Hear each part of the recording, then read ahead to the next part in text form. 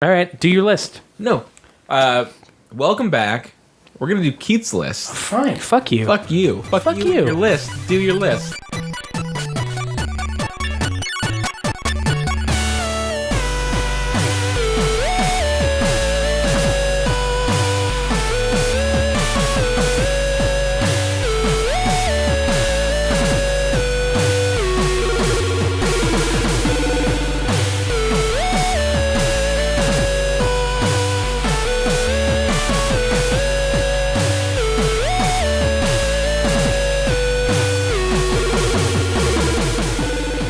Fuck you. Your list. Do your list. Fine. Number 10, Max Payne 3. Nice.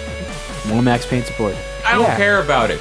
He's like a fat bald guy now. Only So, for half of it. He's And like old and Hey. crusty, and he can't get up fast after he jumps. He sobers up halfway through the game. Really? yeah, he goes cold turkey. Yeah. Wait, does he like grow his hair back? No. No. Well, forget. He would look stupid with hair. Number 9, Dishonored. He has hair right at the beginning, right? Yeah, he has Yeah. he has hair for the first few hours, like for the first 5 hours, right? Oh, So that's why he sobers up and cuts his hair. Yeah, it's Oh. I mean, he's still he sobers up from alcohol, And he has an not from from all the painkillers. painkillers that No. he takes constantly. Yeah, there's like You're talking about narrative dissonance. Yeah. he admits it himself, so Yeah. Number 9, Dishonored. number one should be. Number 8, Diablo 3. Okay. Okay. Number 7, Dear Esther. Anything to add about these, or? We fucking talked about all these. Sure. Yeah. Yeah. Go on. It's fine. Dear Esther. You would like Journey if you like Dear Esther. But probably. I just haven't had a chance to play it. Number 6, Fez. All right. Okay. Yeah. Number 5, XCOM. We should talk about XCOM. We should. We haven't talked about. We haven't brought up XCOM one time. Unfortunately, that's that one game I'll probably never play. The game is so rad. But I can respect how good it is. The game is fucking incredible good. Yeah, it's really good. Yeah, it's talk about a game having flow. That game is always the perfect difficulty. yeah, and in my mind somehow turn-based strategy stuff, tactical stuff, we have a squad. It always sounds like the simplest game that should be the easiest to make fun. It's it's like you have your guys and you move them around on a board and they shoot each other or whatever. But it just seems like there have been a lot of examples of those kinds of games that I've played and where they're terrible, not been interested in. Yeah. But if XCOM is the one that totally does make it feel effortless. If anybody's going to be able to do it, it's going to be Firaxis. Always with the Maxes and Firaxis. I think I might have heard wrong, but I think I heard because this game was only announced a year ago. Mm-hmm. But or actually it was announced at the beginning of the year. Yeah. They basically, when everybody was like, "Duh, XCOM shooter, what?" No, they did that a long time ago. But they announced it much after that. Yeah, that's what I mean. It was when they delayed the shooter and they announced this. Yeah, it was a way of we're delaying the shooter, but don't worry, this one's coming out. And everyone was like, oh, what? And they're all excited. Yeah, who cares about that stupid shooter, man? I could not. Yeah. It doesn't look that bad. No, but this game is I've never incredible. even seen it, but I'm like, who cares? I mean, now, because there's so many first-person shooters, but that was announced, in 2009? That was, at its peak of, you're getting tired of first-person shooters. Mm-hmm. Yeah, I guess, to me, it's just if I want to play something with XCOM, I want it to be this. It's just they do such a good job of introducing new technologies and new strategies and new enemies and kind of working all that stuff together into harder, more difficult levels, but totally preparing you for them. Or you want to talk about like we mentioned in Assassin's Creed 3 how it's you have that weird trading homestead system, but it just it doesn't really do anything. There's really kind of no point to it. Where right. It's all the systems in XCOM are perfectly linked together. Yeah, they do such a great job of introducing all this stuff to you without ever feeling like you're being tutorialized. Basically, playing XCOM, I never felt at the very beginning, the first mission, and then after that they introduce, but they give you a tutorial at the beginning, but then they never give you another tutorial, but they introduce more than twice the amount of new stuff to you. There is a slightly some complaints I've heard is you have to figure out a lot of it as you go on. You have to kind of figure out yourself how important satellites are, or something like that, and it can be kind of tough, but I guess to me, sort of flying by the seat of your pants and figuring it out as you go has always been way worse in other Firaxis games. Civilization has always been Civ 5 did this thing kind of perfectly though too. I think a little bit. I don't know. I think they learned that from Civ Rev. Like everything before Civilization Revolution was like a nightmare to try to understand everything that was going on, and then they were like, "Let's dumb this down as much as we can, but still make it fun." I know this wasn't made by the Civilization team though. No, but it's still like the same company. They're still like hiring the same type of people. Yeah, yeah, yeah. It's just like Oh, I don't mean that. I didn't mean to say that XCOM learned from the Civ Rev people. I mean the Civ 5 team learned from the Civ Rev. I know. Yeah. Okay. Did you play with the controller or a mouse and keyboard? I played on Xbox. I played it on PC. See, that's really great that they were able to make it that like the UI so simple that you can use a controller with that. Oh yeah, it was super. I was kind of worried about it because I kind of had to get it on Xbox because, like at the time with my job, I was like playing a lot at work. That it actually had like led to me having like this really kind of weird experience with the game where, like, it's kind of hard to describe, but it's like all of my memories playing XCOM, I was playing like by myself on like this giant like a TV like that size that was like hanging on the wall, and I'm on like a conference table like by myself. That's like, weird. I'm in like this dark conference. It's like you're the general. Yeah, exactly. It didn't really like. I'm not saying I liked XCOM more or less because of that, but it's just like it added to the atmosphere. My memories of playing XCOM are so much different from every other game this year, just because I think of XCOM and I think of sitting alone in a conference room, like a dark conference room by myself. It's super weird. It's I feel like my only problem with it is that they never communicated to me that it wasn't important to do all the stuff that they told me was urgent right away. Like they would always be like, "This is an urgent priority. Like you gotta zap this guy with this gun." Like apparently you can just take however long you want with that sort of stuff. Oh, you mean that stuff? Yeah. Yeah, I took a super long time like capturing an alien. In fact, I might have gone maybe even too long. I don't know. Like I don't know if there is a too long, but I know that I try to do that stuff as quick as possible. But apparently it didn't really matter, and I could have just like it doesn't really like matter. I learned it right after I invaded, and this is kind of where I stopped. Like hours and hours in, but yeah, I didn't finish it either. But I don't feel like they like you have to invade like the alien ship, like one of them, like a or base. You had to shoot down a big one. Did you get to that part? I can't remember. Okay. I know that I have shut that There's like down. one story moment where you invade an alien base. There's another story moment where you have to shoot down like a huge alien ship. I think that's where I'm at, where I'm in the alien base, and like I kind of didn't feel prepared, but I'm like I don't want it to disappear and fail it. But apparently you can't. You can just let it hang as long as possible. Sorry, I know you're probably you'd have to be farther than the alien base part because it's like pretty early on. Okay, well then yeah, maybe I should buy this game. This game sounds pretty awesome. It's pretty awesome, and it's not expensive. It's like and. I just love the fact that, like, you know, first of all, I haven't heard any vocal minority about this game of, like, old XCOM fans that are mad that it's not... I mean, there are some people that were kind of like, oh, this old one was super hard or whatever, but, like, it has so many... it feels totally modern. Like, it doesn't feel like a... Like, the design of the game doesn't feel like it's sacrificing any of its... It doesn't feel like it's sacrificing anything to try to be... kind of old school or any kind of throwback, but it's like it has like permanent character death. It has like a game over. Like you can just lose the game. Yeah. Like you can still reload a save if you do that, but like the entire game can end and it's like no, you have to start over because you lost. Mm-hmm. But like I even heard people that were like, I didn't care. Like I just started over and I was still having the same amount of fun. There you go. If you're complaining about it that it's not hard enough, do it on like the Iron Man mode. That shit's insane. Yeah, Iron Man mode where you can't. You can only have like one save file. Yeah, you can't reload really, or what is it? I think you're only allowed to have one save. Oh, you have one auto save, and you can't reload. It just saves automatically as you play, and that's all you can do. Yeah.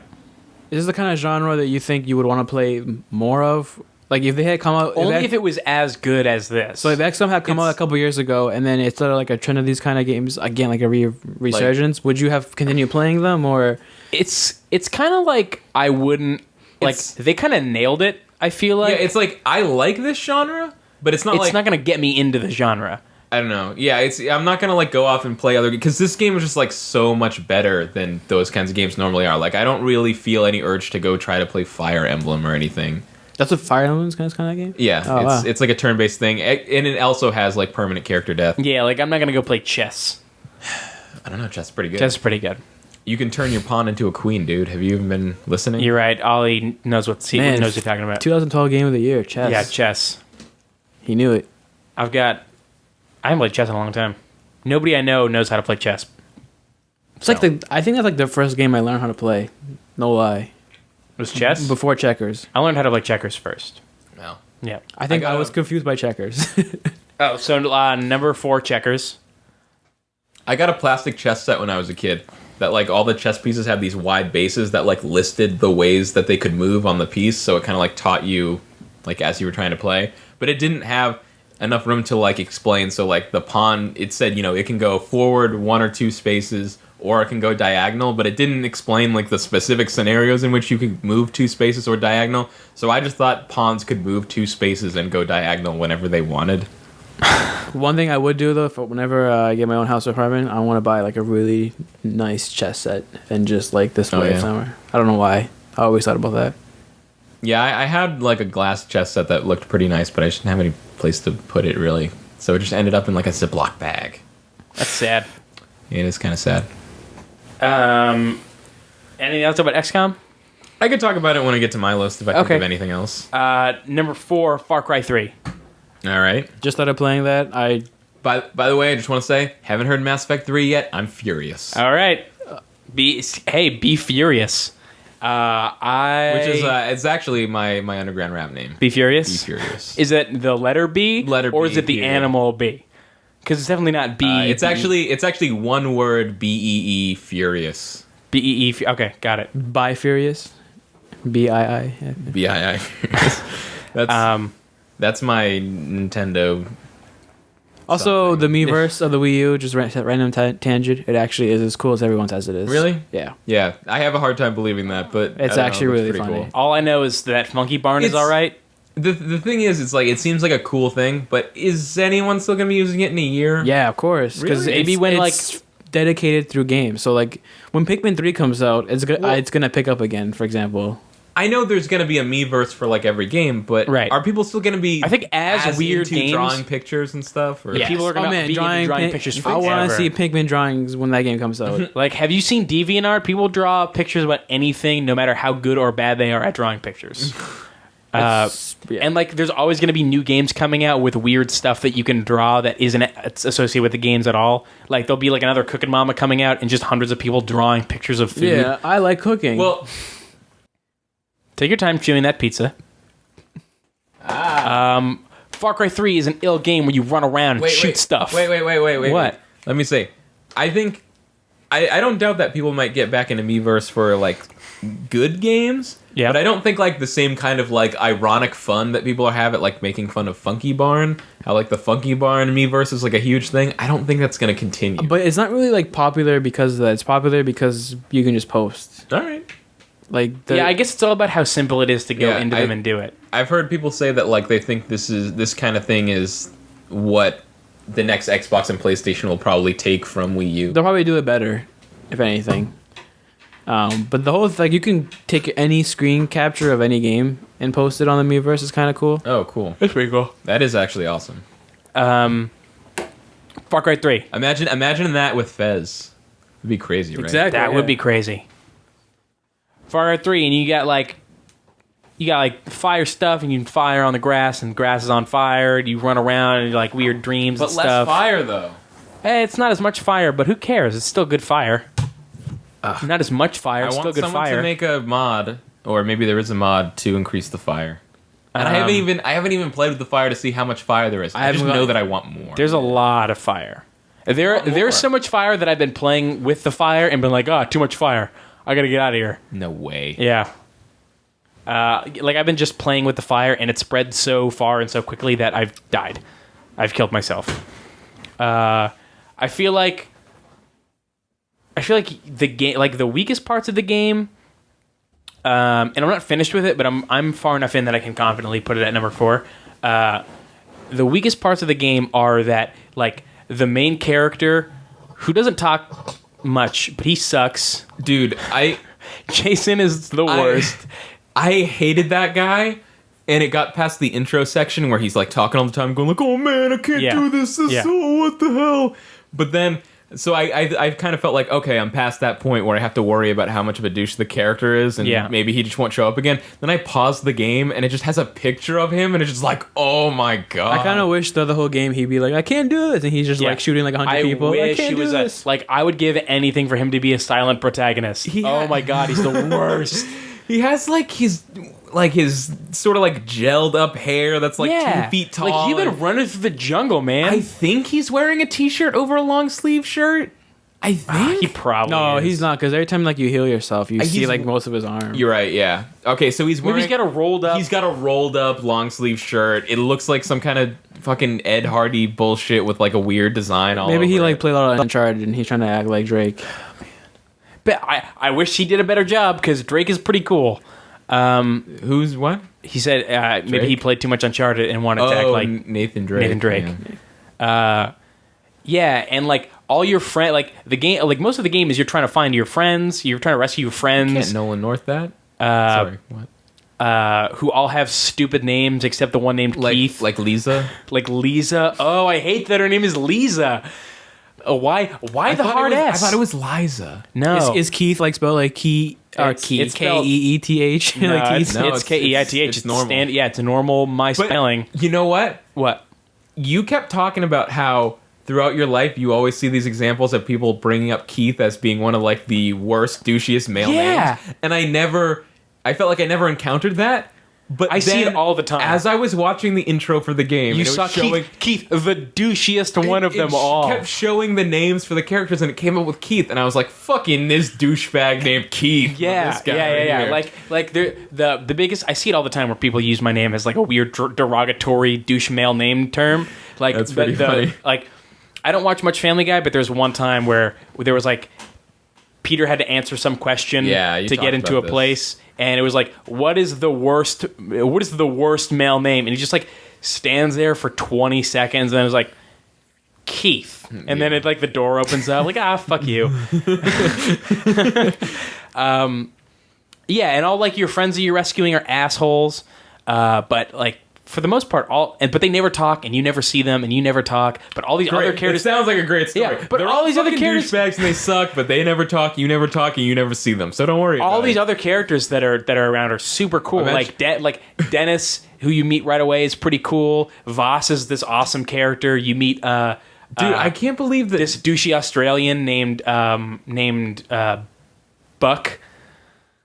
I can't believe that the Voss thing apparently doesn't really go anywhere. I haven't seen Voss in the longest time. That's so weird. I also haven't gotten to the insanity part yet either. I don't think it's in the game. I think that was just a trailer. Oh, really? Yeah. Isn't when you start hallucinating, that's it, I think. And then there's a little bit more after that, but there's not much more. I've hallucinated a couple times, so there might That's be the more insanity part, I believe. Okay. Well, that was the coolest part of the game, so I don't know. I remember what it was. Because the guy had a rolled up sleeves, but also underneath his rolled up sleeves, arms covered in tribal tattoos. Well, okay, which is a story. That thing, is a story. But it just looks like a douchebag with tribal tattoos all over. When you level up, you get new parts. But you know what? That's still douchey because that's clearly how the game was designed. It's these the tattoo. It's not just a tattoo. It's these douchey club white guys with tribal tattoos. But what if their shitty tribal tattoos were real tribal tattoos with magic powers? Jason, the main character, is the only one with those tattoos, and I'm not positive on this. I'm pretty sure that the tattoos just appeared on him. No, when you wake up the first time, that guy Dennis was putting it on your arm. Yeah, he's sorry. Oh, he's giving it to you. Yeah, he was oh, sorry, your arm might still be asleep because I was just giving you this tattoo. And he's and if you want, you can kill me if you want. You have the right. Yeah, you've got the right. Dennis was immediately pretty cool. You have the right to take my life. Yeah. I better you fucking tattoo this stupid shit on me. Yeah, but you put somehow a fucking tribal armband tattoo. So somehow the fact that I hate Jason and all of his friends as characters makes all the other parts of that game kind of seem better. That's him when he's growing up. It makes all the other characters seem even cooler. That fucking you rescue some bleach blonde backwards hat wearing mall rat who's totally doesn't get the severity of the situation even though he's been a hostage for days. Yeah, he's driving a getaway boat after you assassinate 30 dudes to help him, and he's that was rad, I'm driving a boat. Fuck you, what? Ugh. But it makes it it somehow makes the rest of the game seem even cooler. And all the gameplay stuff, like the gun stuff and the RPG elements fit really well together, and they're just a lot of fun. Like there are not many games where shooting dudes with guns feels better. As we say this, there's like some guy out there, like some bro dude, who's like, "Oh my god, I connect to this character so much." Yeah, damn. Oh man, that's like my worst nightmare is people identifying with Jason. Oh my god. I don't like Skyrim, but I like Far Cry 3 a lot. Like, from my dad's black card to my black card, or something like that. And they're like at the beginning where they're playing that they're like playing Paper Plane song, the MIA song. Oh my god. I already despised that song. Yeah, it's too bad. It's a good song. I never liked that song. Like I was always kind of against that song. Yeah, and I gotta like, admit, it's a good song. I liked. Okay, I'll put it this way. Beaten to death. I liked Slumdog Millionaire. I liked Slumdog Millionaire despite that song. That song was in Slumdog Millionaire. Yeah, it was in like a montage scene. That is the only movie to use that song in its truest form. If like that's what that song is about. Yeah, that's true. Man, that was a good movie. You guys want to talk about Slumdog Millionaire? I've never seen it. So it's really good. Danny Boyle, awesome director. Yeah, last night I saw Sleepwalk with Me, the Mike Birbiglia movie. It's on Netflix. That's also really good. Talking about movies now. Okay, we'll continue on with your list. I can go on a big tangent with movies. Yeah, let's stay on topic here. So Far Cry 3, I'm excited to play more of it. I've only played it for a few minutes. Same here. Number 3 is Halo 4. Why have you not said Mass Effect 3 yet? I don't know. Oh man, Halo 4. Halo 4's awesome. I could not get. Awesome. I haven't been a single player because I think it's boring. Really? I love the multiplayer a lot. I played through the whole thing on Legendary. It's awesome, dude. The game. I can't do it. I don't know why. The campaign got me to go not read Halo books, but at least listen to Halo audiobooks. Oh man, Kyle paid for someone to read audiobooks books to him. I paid for someone to read me audiobooks. Yeah. Not read books in audio form, but he got someone to listen to audiobooks and then repeat the words back. This is what happened when I heard this. I don't know. Something like the campaign is just going by so slow for me that I just get... Really? Maybe I think it's because like games like Far Cry... maybe I'm done with linear first-person shooters. Yeah. Like Far Cry 3 is a perfect example of just like how you can make it open world. And it's weird because I wasn't interested in Far Cry 3 for a long time because I had been saying like I just wanted a break from like open world games. Like someone, like Skyrim with guns, and I was like, but I'm already not finishing Skyrim, like, all the time. I'm doing it right now. Yeah, As continuing. We speak, I'm not finishing Skyrim. I technically beat the main story, but that doesn't mean I don't have dozens of hours of content left. But I would say you finished it, though. Okay, yeah. But Halo 4 multiplayer is amazing. It is really good. It is the raddest since Halo 2, for sure. I think it strikes an awesome balance between having, like, the loadout thing but still not going like full on Call of Duty. Yeah, like something about that game. It struck a perfect balance between like having to Call of Duty itself to like even compete and then still feeling exactly like Halo.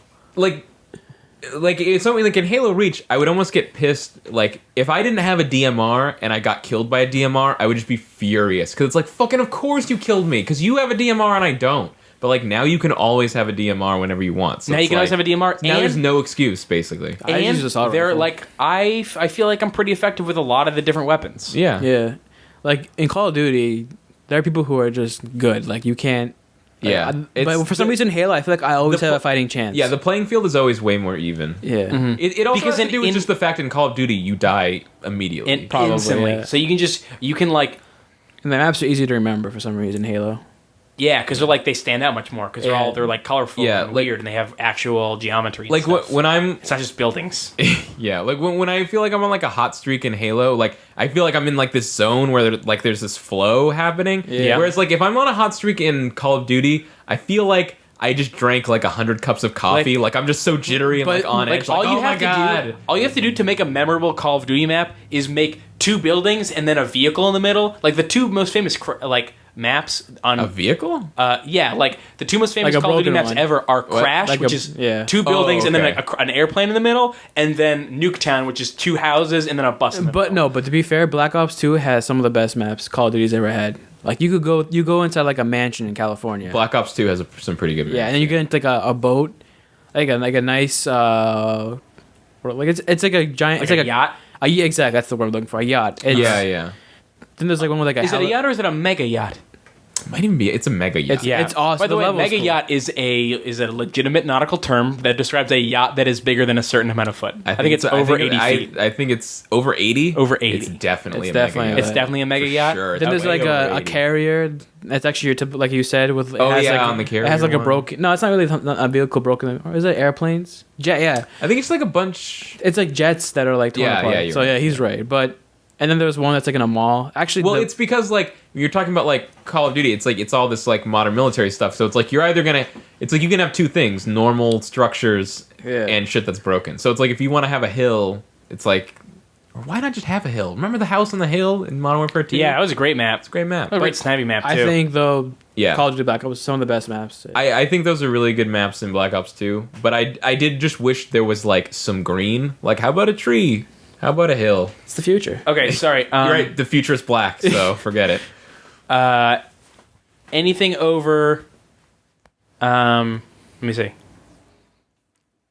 Top 10 yachts of 2012. Okay, it's called a super yacht or a mega yacht, and it generally refers to any yacht over 164 feet. So I was half on that. Definitely. There was a yacht level in Max Payne 3 that was really cool. Yeah, that was a good level. And it had awesome music to that, too. Halo 4. Halo 4.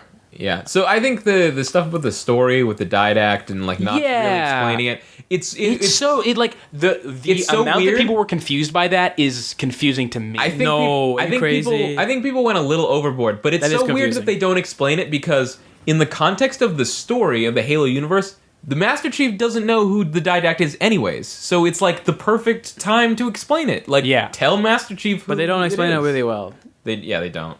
I feel like I feel like the fact that Master Chief didn't know who the didact was, or seemed to, and you didn't, really did not. I feel like people were confused; they didn't know who he was, and gave that more credence than they should. I don't really think they acted like the characters knew exactly who he was. I think it was more like I felt like Master Chief didn't really know who he was, but he didn't care because it's like he's a bad guy and I stop bad guys. Yeah, so that's how I do. Like I feel like people if I knew who the didact was, I would know exactly what's going on. Yeah, like no, you totally would know exactly. Did you know like the Covenant? Like, do they ever explain that the Covenant is like that? Faction of it is like a rogue one. Yeah, well, they say there's just this one line in the first level where they say like these guys are wearing different equipment than typical Covenant. Like they seem more radical, but they don't go in more in depth. Like skateboards and mohawks. They keep going like, look at these punks. It almost seems like a little bit of an arrogance though of like the writers, like, oh, you're gonna love these characters so much that you're gonna want to look them up, which is like, no, not really. Like, or I don't know, I just feel like it didn't matter who he was at that time. Like they kind of explained who he was later on, honestly, and it was totally fine. I think what it is that like Halo is one, it's not as popular as Call of Duty nowadays, but like it's still so popular. So many different people play Halo. I think they were afraid of bogging people down in Halo lore. I think they were like, but they did badly. What? Like they did to the point where like I don't think so. Did they? I mean, if you went and looked stuff up, I think it's like they had the one like info dump kind of with the librarian, even though it kind of left more questions. But I think it just was more like they wanted someone who didn't care about Halo backstory to just be able to play through the levels without having a bunch of people always talking about Forerunners. I don't But then why would they come up with like that Forward Unto Dawn movie and like all like the marketing behind but that's for the people that do care about that stuff. But they put it like Did you see Forward Unto Dawn though? It was really good. I still haven't. Except Master Chief's voice. I don't know why they couldn't just get Master Chief. Totally. Did they not get the guy? They didn't get the guy. No, he sounds terrible. They didn't get that guy? No, they didn't how hard is it to get a guy to go like, no, sir? That's easy. Well, he talks a lot in like these episodes. But he talks a little bit, doesn't he? But he talks like he would talk in like I don't really remember, but Forward Unto Dawn had a podcast in it, right? And Master Chief was a guest on the podcast. There was tons of time. I think that's how that worked. Yeah. But no, like somebody from Forward Unto Dawn shows up in Halo 4. You know what? Sorry. I think that was a good point. Actually, I say Halo 4 made me want to go read Halo books, but it was actually kind of Forward Unto Dawn, really. Okay. Like that was just really good. It was like one of the first times where I'd seen a thing and I was like, actually, maybe I do care about this whole Halo universe thing. But that's why I was excited for Halo 4 with a single player, and then it kind of disappointed me because like I was like so confused. Because Forward to Dawn is like a pretty straightforward story. Yeah. And it's like a good... And like, it's really not related to Halo 4 at all. Yeah, there's that kid that you save at the end is the... that Lasky. Yeah. Is the I know, it's the story of Lasky, but it doesn't really have any. It's like, Which one is Lasky? He's the guy who was like the commander of the Infinity. Or like he was like the good. He was like the guy. good commander, like the guy under the guy that you're like, no, sir. Yeah, exactly. Okay. He was the guy that like he gives you like the pelican to leave on. See, like that stuff is like that's small enough where it's like you don't even, like you said, you didn't watch it. You didn't know who he was. Like that wasn't a big deal, but it was still a cool bonus. But I feel like major parts of Halo 4 are like that though, where you have to read the book or you have to look at those terminals. Like it shouldn't be like that. I don't know. I didn't look at any terminals, and I haven't read any of the books that matter. Like I read the first 3. I read like Fall of Reach, and then like First Strike, and then one other in the Flood. So you did read them. Those are the 3 Halo books I read. But I read them. Those like are back in the day, 10 years ago. Yeah, and they have nothing to do with the Halo 4 story. And I feel like I have a pretty good handle on what happened in that game. I felt like Halo 4 story. It was like it has all this backstory. It's like the whole story of the Diet Act is like long and complicated. I'm sure. Like I don't even know it because I'm still reading the books about it. It's because I didn't want to just watch the terminals to just tell me. I'm kind of going through the books and whatever. But like, I still felt like the story that they were telling in Halo 4 was still like pretty simple. It's like Master Chief ends up on a Forerunner planet. A Forerunner who is a bad guy wakes up. Master Chief must stop that guy. It's basically the story. It's basically the Prometheus story. Like, that's exactly the story of Prometheus. I mean the story of the guy who steals fire and gives it to humans? No, I mean the Alien prequel movie that came out that Ridley Scott did. I don't think Ridley it's Scott? like that story. Yeah, Ridley Scott. Yeah. So confused. I was like, you mean Prometheus, the Greek mythology figure? No, Prometheus, that sci-fi movie that I liked that most people seem to not like. Okay. I haven't seen it, but quickly, what is your argument in favor of Prometheus? I don't think it's anything like that. No, it's because going to a place where like the supposed master race lives, and then like being like, these guys are super awesome and cool, and then they wake up and then they're not super awesome and cool, and then they're evil. But that wasn't the intent of the people who who went to the planet. No, I mean the only difference is that the Halo people went there by accident. I think a lot of the Cortana stuff was pretty cool, and they knew who those people. They knew who the Forerunners were, anyways. Before that's true. But it like when I They knew who the Forerunners were, but it's like I don't think they'd ever met a Forerunner. Like, no, because they weren't alive. Right. Yeah, I mean, it's definitely weird that they don't explain who the Diet Act is, and then they just kind of act. It's sort of like you should know, but should they have explained it? Yes. Did it ruin the story or impact it at all in a meaningful way? Not really. That's kind of how I feel. It was just like kind of a weird thing that I feel like people globbed onto for whatever reason. I don't know. It just didn't make me care for it, which was kind of a bummer for me. Number 2. Go ahead. Walking Dead. Oh, you son of a bitch. Dude, you were so wrong about this. I'm not wrong about this. Not about Walking Dead being good, but about Mass Effect 3 being number 1. Mass Effect 3, number 1. Wow. Mass Effect 3, number 1 game of 2012, according to Keith Carberry. And the reason is because, listen, I replayed Mass Effect 3 after I defended the ending, and okay. So first of all, YouTube happened to recommend to me one of our videos, and it happened to be a video where we discussed the Mass Effect 3 ending, and it was like a Sonic 06 episode. Okay, and it was a bunch of people saying like, you should stop calling the Mass Effect 3 endings great. Like, I never said they were great. I just said that they weren't the total horseshit garbage that people said that they were. Let's talk about Mass Effect 3. But they were, because it's just so... It's just not like a... It was kind of ambiguous. And it was like... That's the problem, though. Like, some people call it, like the movie you saw, we were talking about Prometheus. Yeah.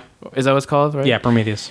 It's like, is that really good writing where you're trying to come up with these big questions, not really answering them, and leaving it up to the viewer to be like, well, you know what? It's all up to you. Well, they kind of told you exactly what was going to happen. Like, if you pick this color, then if you pick this color, you're pretty much saying what's wrong with the ending. You control the Reapers, and that's how you solve this, and the cycle continues. But if you pick this color, the Weepers and all technology gets wiped out. But if you pick this middle color, there's a good ending. There's a synthesis between them. Have either of you read the list of things that they changed for the extended cut ending?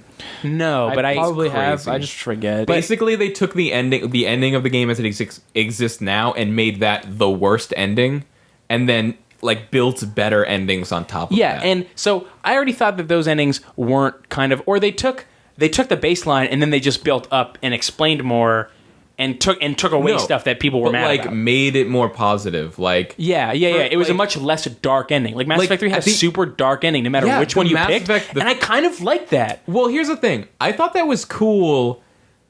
I kind of... The part where I really turned on the ending was when I went back and picked a different option at the end of the game and saw that the ending was identical. Except the laser beam that came out of the mass relay was. Oh, you mean this game? This game that's all about choice throughout 3 full games, you're expecting this one dude to be able to save the entire galaxy, and then at the end, when they rip that choice away from you and tell you, this one dude can't do it, but that's not a powerful ending. They presented it like that. They don't present it like that. They present it like you really have a choice. If you had dialogue with Shepard being like, "There's no choice, it's all the same," and that would be if you're actually conveying that through the story, then it's whoa, it's a whole. I don't know. That's what I got from it. Choice, and then at the end you have no choice. That's crazy. That's what I took from it, even without seeing the other. Because the result either way, even if you don't see the other endings, the result is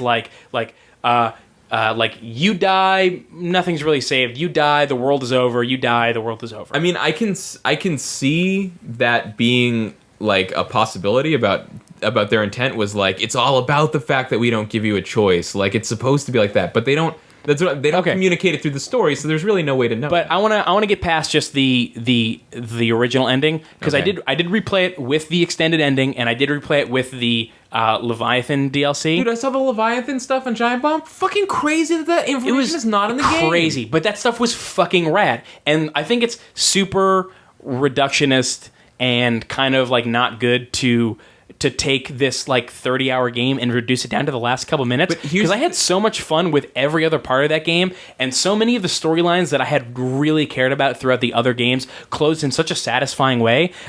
The way that I fucking almost teared up the way when Morden died. Yeah, but when the way that the Geth stuff resolved, where the Quarians and the Geth worked together to the Morden stuff was the best part of the game. The Morden stuff and the Geth stuff. That part was good. But there's I can't remember anything from that game. Almost none of it was memorable. I can remember the Morden, the conversation with Morden right before he goes up the spire thing. Everything else in that game, it's a total cloud. I had so much fun. You remember? I barely remember the Morden part, to be honest. I remember almost everything about that game. You just played it though.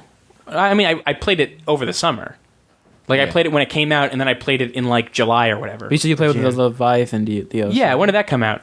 Did that come out sooner than I'm thinking? Leviathan came out in the summer. Yeah, it did? Oh, okay. Yeah. Did you see the Leviathan stuff? Yeah, it is pretty crazy. It's totally rad.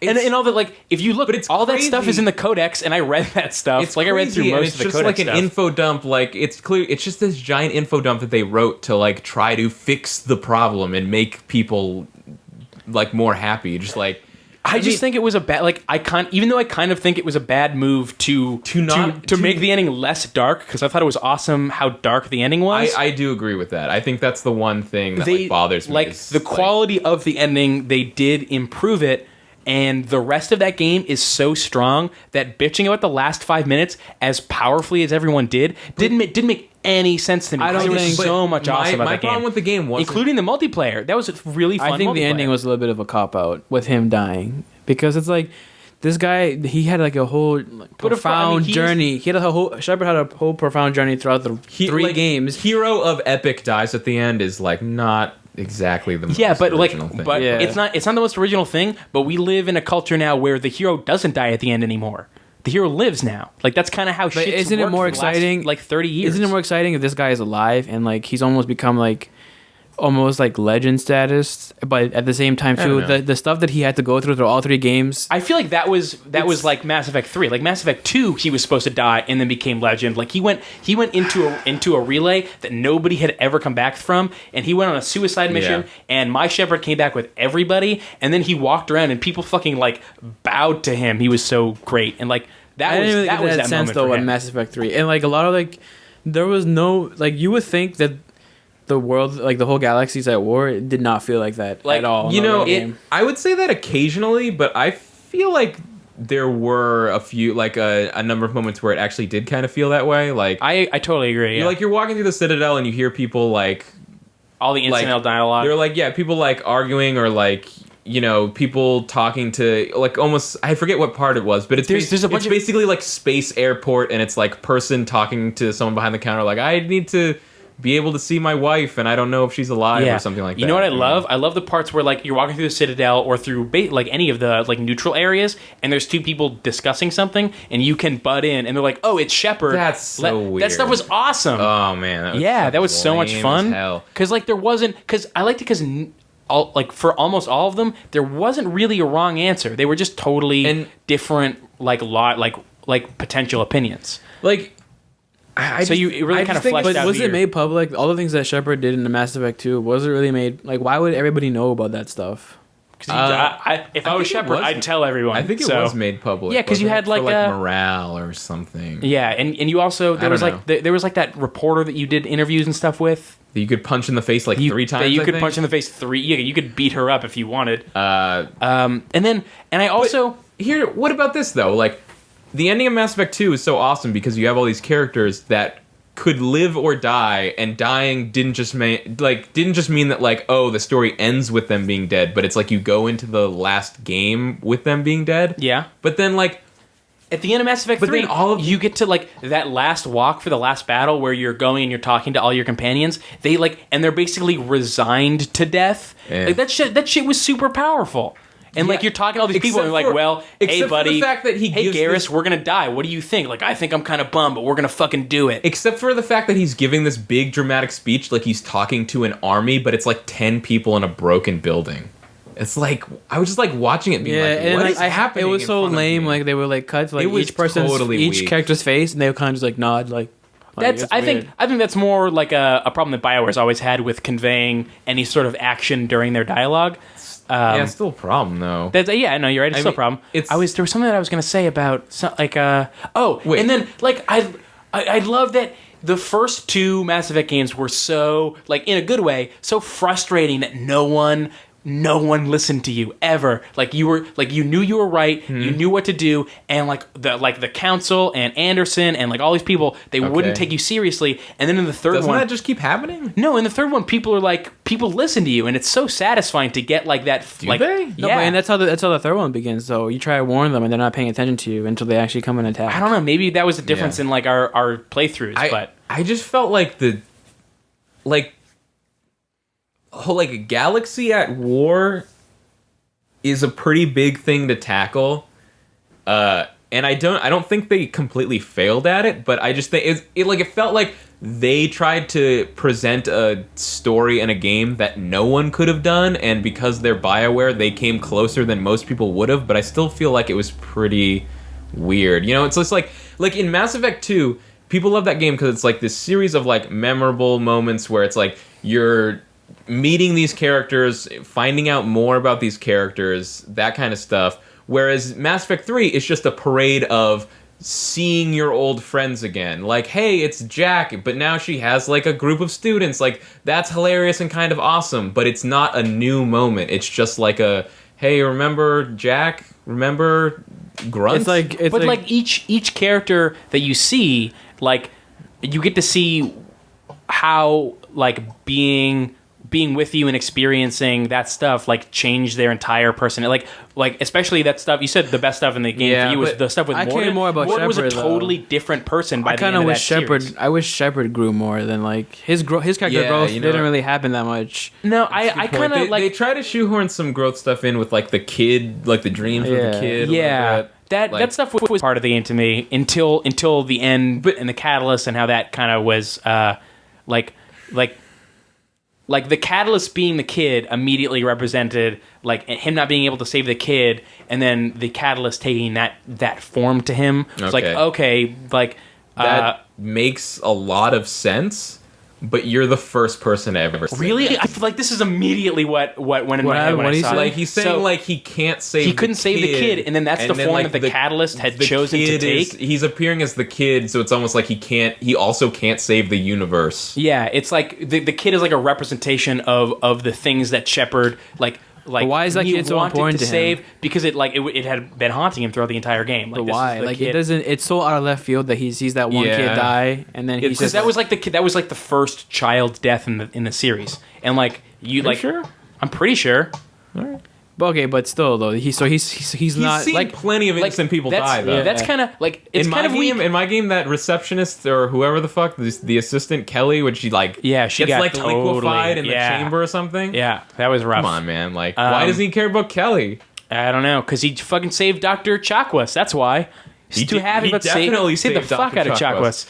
But okay, so it was kind of weak that or it was kind of not weak, but. Or clearly just a kind of shoehorn story thing that was what he chose to focus on. That kid was what he chose to focus on. Yeah. And like if they had made it something that had haunted him throughout all three games, what if it appeared as Kelly? Different? What if it appeared as Caden? Actually, no, I don't care about Caden. No, Caden was a lie for me anyway. Yeah, and he tried to start something with me. The fact that they tried to bring up the person who had died, either Caden or Ashley.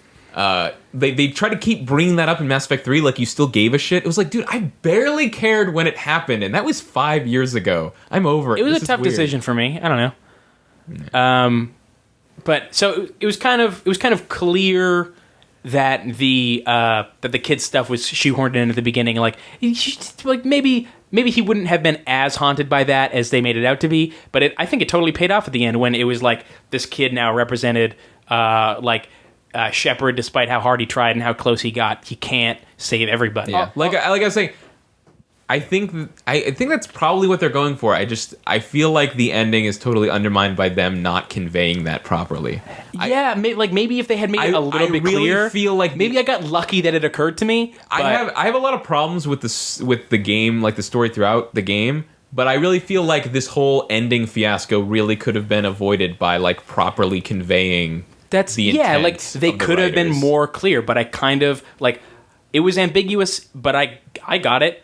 Like how come like all these people didn't and wait, what did you get though? Like I understood. I feel like I understood what they were going for with the ending to a point where I was not dissatisfied. That like not having choice was maybe the intent of the writers. It wasn't like a failure. It's supposed like the point was that you didn't have a choice. And then the connection of that seemed with like the kid, that's like a cop out too, because it's like they didn't want to make multiple endings in the grand scheme of things. Different choices. But Bioware totally could have made more endings if they wanted to. I think that at the end of the day, man, they already had to delay that game. At the end of the day, what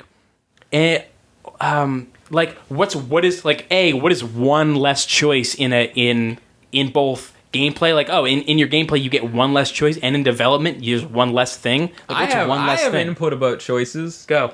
Well, first I wanted to actually defend part of the ending about like originally how the mass relays always were destroyed, and that like basically ruins the universe. Like they don't have that anymore. Like because that's how that was. No, the mass relays were not always destroyed. Yes, they changed that. They were always destroyed. That was an extended. Like that's what I'm saying. In the original ending, mass relays always destroyed no matter what. Yeah. Meaning that the galaxy is essentially like plunged into darkness because no one in the Mass Effect universe discovered faster than light travel on their own. But then like okay, so this is getting into like the more back end stuff. Can I finish? Like, well, the catalyst made the Reapers to defeat the Leviathans. The Leviathans were like a huge race. Made the Reapers. And then the Leviathan made the catalyst to marshal the universe. Let me be clear. A thing you would never know unless you play the DLC that came out 4 or 5 months after. Or if you read the Codex or did one specific set. That. Okay, so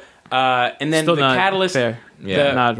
And some of it just wasn't as clear in the main game, but like this stuff was still explained. And then the catalyst decides that the Leviathans are part of the problem that they're using him to solve. So he builds the Reapers to get rid of the the Leviathans, and then in order to speed up the process of creating and exterminating life, I'm not saying that the mass relays aren't cool. But you would think that kind of stuff would be like the number 2. Rebuilt, or the Catalyst had the mass relays rebuilt between cycles.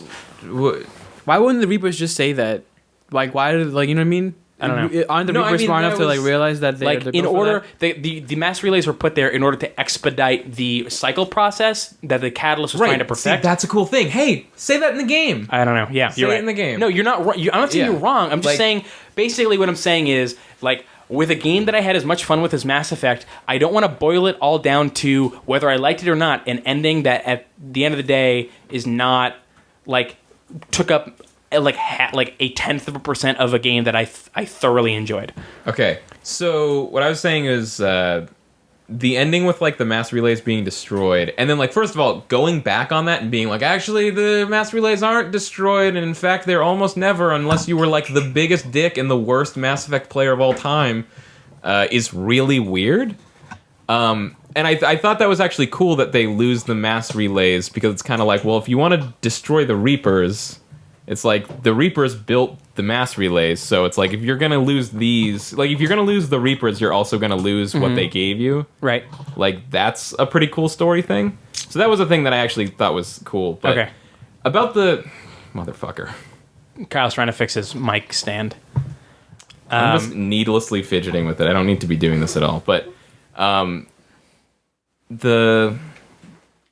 was I saying? Oh, like all the choices that you made throughout the series, like.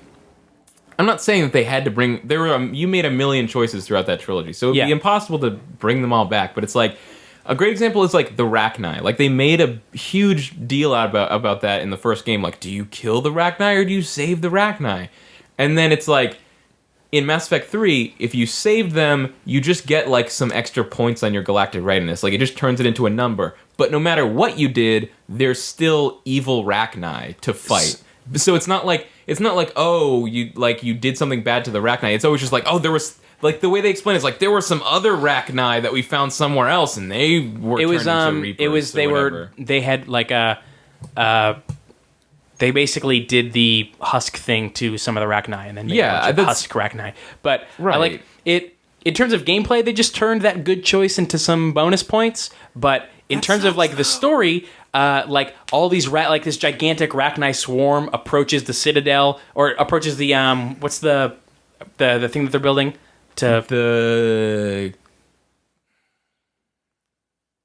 the machine, the Crucible, Crucible. Yeah, this huge swarm of Rachni approaches the Crucible, and everybody gets ready.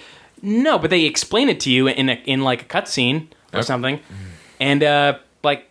And they're like, we're ready to fight them, and then they go and they're like, we're here to help. Right. Or a bunch of evil Rachni, if you choose to kill them, a bunch of evil Rachni show up and start murdering people at the Crucible. Like that stuff's pretty cool. Like, even if they didn't directly show it, or if it didn't affect the gameplay a ton, like that's still a cool. But it, yeah, I just like the thing that just kind of bummed me out. But I think there were a lot of great moments in the game, like. It's like, but all the best moments are like two characters that are talking to each other in a room, which is like, I mean, fair enough, is like what Mass Effect's always been good at, but it's like, or like that moment with Garrus where you're shooting the cans or something. That was great. That was awesome. But like, it just felt like every story thing was just like, I let him win. It was like a parade of like, we need to bring back everything. You need to see Grunt. You need to see these characters, or like they brought back either Caden or Ashley depending on who was still alive, and you're just like, oh wow, that's kind of like a big deal. Like you had to make a lot of extra content to bring that character back since only one of them's going to be alive, but then they're taken out of the story immediately. No, yeah, because they get hurt and they go to the hospital for like a long time. Yeah, but then I had mine back for like the second half of the game. What? I think so.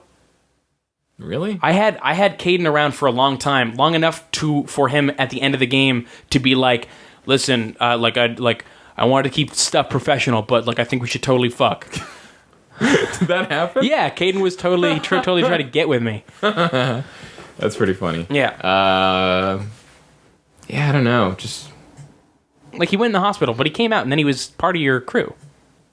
That didn't happen for me. Really? I think you can say like, I want you to. I'm like, you're so in love with who's the other one again? Ashley. That you say like, I don't want you to go on this mission, right? Isn't that how that works? No, I think it was like she comes out and Ashley says she got offered a promotion, and maybe you say like, do you think you should take the promotion or not? And I think I was just like, yeah, take the promotion. Yeah, because so you just chose. Yeah, I told him to come with me. I didn't realize that. I think I told her to come with me too. Because when they took the character out of the story and like put her in the hospital, I just assumed like, oh, this is their bullshit way of taking the character out of the story. So I just assumed no matter what I said to her, she wasn't coming back to my party. So I was just like, sure, take a promotion. I don't know. You deserve it, probably. So not only did they make a shit ton of extra content, they allowed you to miss it a second time. They allowed me to miss it and not know it. I don't think that means it's good. Or, like that's not. It's kind of strange. To praise BioWare. No, I'm not praising it, but it's also not like a fault. That's Kyle's fault that he didn't recognize the vocal cue of like, should I take this promotion?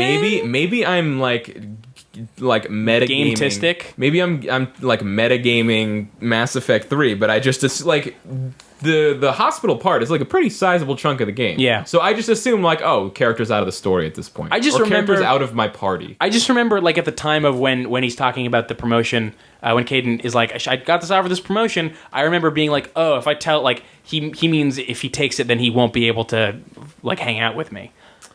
Let me ask. Probably start to wrap up. I think I did a pretty good job defending myself with Mass Effect 3. Yeah, sure. I just like what it came down to was like the ending didn't infuriate me or anything. I really didn't get to the end and was like, oh, fucking ending, because I ruined everything. It was like I actually thought like the ending where it's like your crew like crashes on the planet and like they're all stuck there, but they're like stuck together and that kind of stuff. That was my original ending. Yeah, I thought that was everyone's original ending. That's right. Well, I mean, with slight differences. No, like different people come up. Well, in one of them, with one of them, Edie dies. Or with one of them, like Edie and Edie, Seth Green hold hands and fuck. I actually did. My ending was I destroyed the Reapers, but also destroyed the technology. So I couldn't do that to the. So that was the thing. Was like I destroyed technology. So when my mass relays blew up, I was like, "Oh shit! What did I do?" Yeah, my mass relays didn't. Everything. There we go. My mass relays didn't blow up. They did though. Did they? Yes, because then I went back and did every the single other one of always. Did they really? Like I remember a big beam went through the mass relays. But the mass relay explodes. I don't remember that part. You played after the extended. I know that in the extended version that mine definitely did not, but I don't remember them exploding because that's what they changed in the extended version. It was like, okay, the mass relays aren't blown up every time. They're just damaged a little bit. Yeah. It doesn't matter either way because the fucking Reapers can rebuild the mass relays. Who cares? No, the Reapers are dead though. If you choose the one where the Reapers aren't dead, then they rebuild the mass relays. There's one where you can. I chose the one where like everyone becomes synthetic. Like in the actual cycle. Like the reason I picked destroy the Reaper thing is because it was like the Elusive Man was the one who was like, we got to control the Reapers. I didn't trust that like. No, because he had been indoctrinated. Yeah, I didn't trust that. I feel like he went nowhere too with that character. I liked his art. Yeah, that's another thing about the game. It was so weird how like the whole time Cerberus was fucking. I'm sorry. Here's like I felt like wait. I think it's so weird that Cerberus was always painted as this like sort of gray area like faction of like they're out for human interests, but maybe they're kind of dicks. I don't know. But then like they are just the villain and so the villain in this game because he was indoctrinated by and he had all this all of a sudden this guy that technically did have the universe's best interest at heart, if not only humans' best interest. Like all of a sudden he thought he was doing the right thing, but was like being told by the Reapers how to act. I know. I guess the weakest part about that stuff was that weird assassin that all of a sudden is a thing. I guess the problem was it's not that like they didn't justify it, but first of all they justified it at the end. So I went through the entire game going, what the fuck? Oh, and then you didn't know right away that he was indoctrinated? No, because I don't fucking remember any of this shit. I don't care. What? Oh, that's the problem with like video game stories too, like Halo. Like they all have all this lore with it. Sorry. That you're supposed to like remember. Yeah, like they hadn't done indoctrination since Mass Effect 1, so I didn't remember that was a thing. I knew I remember all this dialogue stuff about like maybe the like less before halfway through the game where they were like maybe the Elusive Man's been indoctrinated. How many times did you play through Mass Effect 2? 2 or 3. Yeah, I only played it once. Oh no, only twice. I only did it twice. Okay. And then I played through Mass Effect 2 twice. Maybe I'm just not invested as the universe as you are. For example, Mass Effect 2, you can end Mass Effect 2 either with the Elusive Man or against the Elusive Man. Guess what? Mass Effect 3, you're always against him. It's like, yeah, but that stuff like that stuff where you tell Joker to hang up on him, that stuff's rad. Right, it was rad, but then it was ultimately meaningless. Yeah, and him being indoctrinated is like that way of like sidestepping. You can be with him or against him. Yeah, it's just like you're going to be against him no matter what because he gets indoctrinated. And then it's like, and it makes him people like the people who were for him, like not feel as bad. They'll be like, oh, well, he was indoctrinated, so it wasn't really his fault. Like, yeah, they do a lot of fucked up shit. Like even though he's indoctrinated, all the Cerberus troops aren't. Right, but they were always pseudo-terrorists. Yeah, but I mean, they go way over the line. I mean, they were always pseudo-terrorists. And what was the motive with that assassin, too? That was to me the weakest part of the game. He was a book character. He was a character from the book. He was in a book. Another your example, but fan service. They kind of explain. Like they were like, this is an assassin. Like he's super. Just stay away from him. It was though. I gotta admit, it was super weird that it was like no idea who this guy is or why I should care. But then suddenly the story just kept screaming like you should really care about Kai Lang. I was like I don't understand why. When people latched onto the ending, I was like. As the worst part of that game, I was like, no, the boss fight with Kai Lang was the worst part of the game. What are you talking about? That was awful. What was the worst part of the game? People were saying? The boss fight with Kai Lang? No, what? When people were like, the ending is the worst part of this game. Like, no, it was the boss fight with Kai Lang. I don't know if Anyway, I feel like I just made maybe I had a totally different interpretation of people about the ending, but not only did it strike me as not bad, it was pretty. It was I get why it would be not your favorite. I liked it, but the way that people responded to it was insane. It's and I did have the perspective of buying the game and beating it in 2 days, right after it came out, and all way before all that stuff happened. And I remember talking to Phil Kohler about it, and he was like, "Yeah, I feel like most game reviewers have the same thing where we kind of either did or didn't like the ending, but the rage stuff doesn't make sense." Yeah, the rage stuff doesn't make sense. Yeah. But to me, I again, my memories of Mass Effect 3 are so cloudy, but I have this distinct feeling of being 2/3 of the way through the game and just kind of being I don't really want to keep playing, but I'm gonna because I have to finish Mass Effect, but I don't really feel like it. So, even, the ending, again, I thought the ending had problems, but I wasn't oh, the ending, meh. Really, I thought what was the most damaging thing for Mass Effect was just their crazy mad dash scramble to make it all better, which was really weird. I think that's bad. That was super the fact that they came out with an extended ending is crazy. If that ending was the original ending, if the extended ending was the original ending, fine. It's probably technically a better ending for most people. There are a lot of things about it that are better. So weird. It was such a weird scenario. I just really think that game was a lot of fun, and I think it's my number one game. All right, I realize I've been tearing down Mass Effect 3. I've been on the anti-Mass Effect 3 train. I mean, I still enjoyed it. I wouldn't say, oh, Mass Effect 3, that game sucks. It was just for example, IGN did a thing. I have no idea why they did this, but they did a top 50 modern games thing, games that were released recently. I don't know why you wouldn't wait till the end of the generation to do that or whatever, but it was modern, games released recently. They always have top lists. 50, and they gave number 1 to Mass Effect 2. And it's I think Mass Effect 2 is probably the best game that's come out in this generation so far.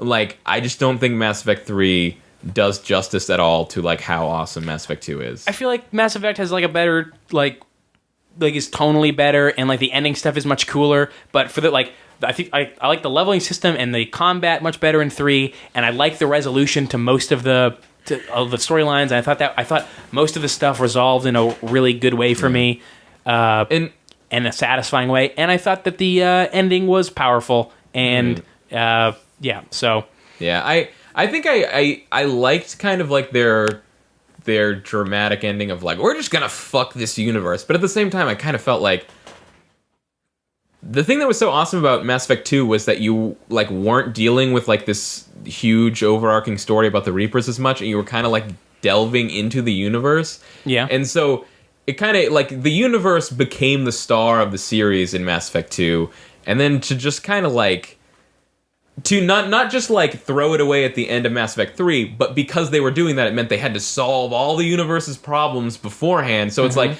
they maybe they could have left the genophage for another story, or maybe they could have left like the Geth Quarian thing for another story, but like they had to do it all because they were ending the universe. It's really weird. But that's one. You know what they could have done for like a new trilogy? What? It could have been like the relays were like kind of damaged, and like the whole purpose of is to rebuild. Like at the end of like the first game of the trilogy, you rebuild one, and that kind of opens up.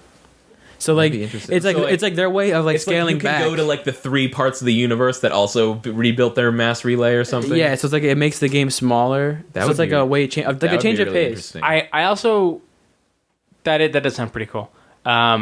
A thing I was going to say earlier that you reminded me about, Kyle, was like I like the way that in the first Mass Effect, like the scope was pretty small. You just kind of wanted to get game. You just wanted to get that Turian that you didn't like. Saren. You wanted to get Sauron, that Turian you didn't like, and like kind of discovered like this one Reaper, like dude, watch out for this one Reaper, and man. Like, remember how small of a scale? Like, it seemed like this huge, massive game, but technically the threat was just, like, relatively small. And then with 2, it became this huge thing where you're trying to stop the Reapers, and then... But, like... Stop the Collectors. Stop the Collectors, yeah. And, like... And it was, like, this much bigger galaxy-wide thing, and then all of a sudden in 3, I feel like they successfully, like, widened the scope to make it feel like a bigger, like each game had a bigger threat in a way that most things are not successful doing. I don't know. I thought it was weird. Like like you said, at the end of Mass Effect 1, it takes like a whole fleet to like take down a single Reaper, and they barely do it. But then suddenly it's like they're waging a war. Well, that was all of Mass Effect 3. He was like the Reaper. He was like the original Reaper. He was like the best. I mean, don't you think they improved over time, or? Once they nailed down their manufacturing process. I think it was more like he got to level up the most. I see. Yeah. See, he was like losing that guy at the end of Mass Effect 1. That's like if you lose Colonel Delgado, like the first guy that you get in your XCOM team. Yeah. After you've had him for the entire game. I see. Yeah. Now, I thought it was weird that at the end, like the revelation at the end of 2 is like you find a human Reaper, and you realize that the Reapers are like these machines made out of like other races, and they get turned into like in retrospect, that was the most bullshit thing, right? No, it was awesome because they didn't fall through in any of that. That's what I'm saying. You mean like it's bullshit in Mass Effect 3? It was bullshit of Mass Effect 2 that they didn't bring it up. Like I don't know who's blame. Well, no. I don't know whose fault it is that they did that. It happened at the very end of Mass Effect 2, though. Right. Was like the end was you find this human Reaper, so you realize like, oh, the Reapers are like these giant robotic versions of like species that have lived throughout the galaxy or whatever. But then in Mass Effect 3, they were just robotic versions of the Leviathans. And in the Leviathan DLC, he says like, oh, they made all the Reapers in our image.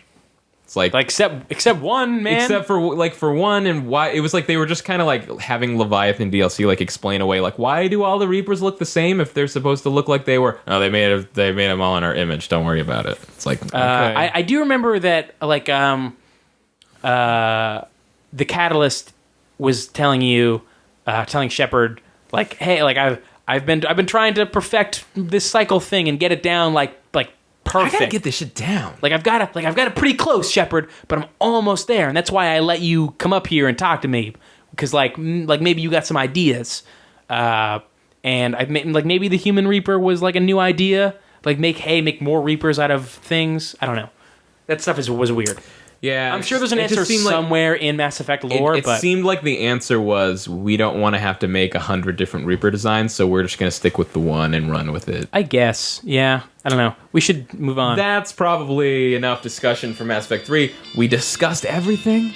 We got it all out. We waited all year to talk about it, and now we don't have to put on our overall top 10 list. So that's great for us. We 100% have to put it on. Oh man, I still have my list, but it should be fast. Yeah.